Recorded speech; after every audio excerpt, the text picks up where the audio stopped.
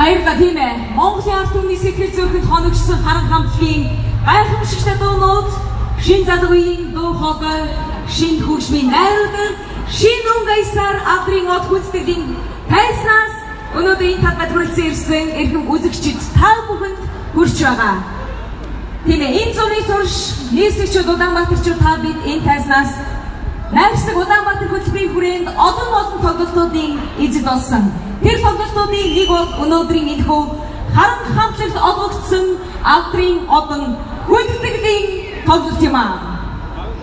Соёл урлагийн салбарт үнцэнтэй хувь нэмэр оруулсан. Тэр тусмаа 20-21-р зууны хамгийн хүчирхэг урлагийн төлөөлөл болох рок pop энэхүү урсгалын Монголын хард рокийн загалмайсан эцэг харан хамтлагийн энэхүү нэгэн домог болох түүхэн хуудаснаа алтан үсгээр үжигдэх гайхамшигтай цаг мөчид бид бүхэн хамтдаа байна.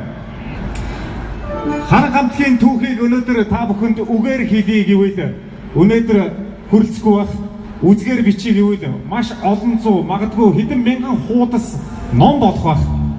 Харин тэгвэл энэхүү агуу хамтлагтай энд үүсгүүл хамтлаг буюу Монголын маань 20-р зууны шин цагийн эстрад урлагийн хамгийн анхны загалмайс эцэг болох хамтлаг гайхамшигт соёл эрдэнэ хамтлагийг энэхүү тайснаа хүндэтгэлтэйгээр бахархалтайгаар өрж байна. Халуун дотноор угтан ацгай. Тийм ээ, өнгөрсөн жилийн яг үдид бид соёл эрдэнэ хамтлагт энэхүү авдрын одон хамгийн анх удаа гардуулж өгч байсан юм аа.